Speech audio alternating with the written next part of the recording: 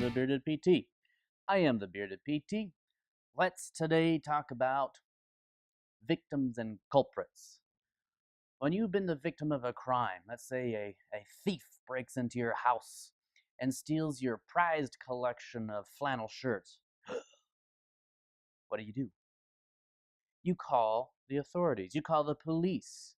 They're going to show up to your house, of course, and they're going to ask you some questions, do a bit of an interview.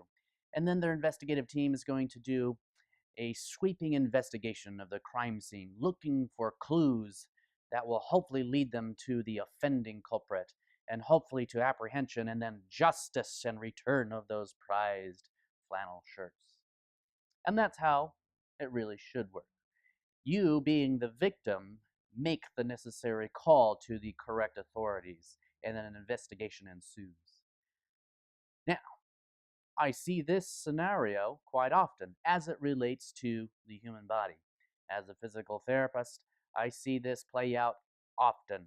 A case of noisy victim and silent culprit.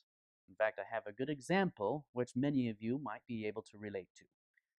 And that is revolving around plantar fasciitis, heel pain. That pain that you experience in your heel first thing in the morning when you put your feet on the cold ground and feels like a stabbing nail piercing right through your foot. Yep, that'll wake you up in the morning. Plantar fasciitis is common. It plagues many people, and unfortunately, many people try to just deal with it for months on end before they come see me or a physical therapist. So, what ends up happening most often is a case of noisy victim and the silent culprit. So, for example, that plantar fasciitis that's screaming and yelling is rarely the actual problem. So, what actually is going on more times than not is that the plantar fascia has become the victim of silent culprits nearby that have set the plantar fascia up for failure.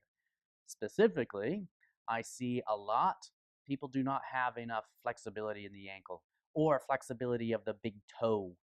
And so what ends up happening every time you take a step, because the flexibility is not there, you end up stretching on the plantar fascia, which is between the big toe and the ankle. And every step, stretch, stretch, stretch. And finally, that plantar fascia says, that's it.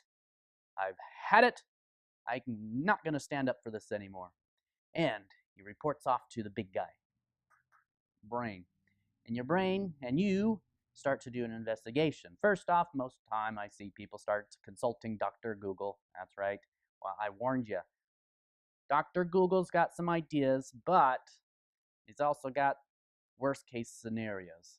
So oftentimes I see people stretching, rolling their foot on a golf ball and frozen water bottle, and it's not working, and they keep addressing the plantar fascia, the victim, and they're never really getting at figuring out what the culprit is. So this is where your physical therapist, I, will step in to be the investigative team. When you come in and talk with me, I'm going to ask you questions about what happened and when, what were the circumstances that led up to it. And then we're going to do a physical examination, investigation of nearby body regions. We're going to look for clues that will hopefully lead us to that offending culprit. Is your big toe moving big enough? Is it moving enough? Is your ankle have enough flexibility? Maybe something going on with your knee, your hip, your back. Is your foot too flat and doesn't have enough support? Is it turned out a little bit? Are the nerves sensitized? And that's where the pain's coming from. Or is it a combination thereof? And that is the role of a physical therapist. In fact, that is, for me, the most fun part to the job of doing the investigative work, digging in and figuring out what is the offending silent culprit that's resulted in this noisy victim screaming and kicking. So there you have it. If you have a noisy victim, something that's aching and paining you, and you've tried working on it, it's not really helping anything, you might have some silent culprits nearby that are actually set you up for failure.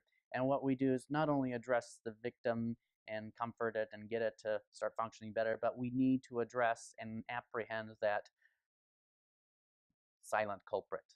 And when we can do that, we can fix the problem. And not only that, it also helps keep this from coming back. In fact, if we do our job correctly, you should not come back for the same condition. If you keep coming back for the same condition, I'm not doing my job. You should probably go see somebody else. So, there you have it. A case of the noisy victim and the silent culprit. So think about that next time.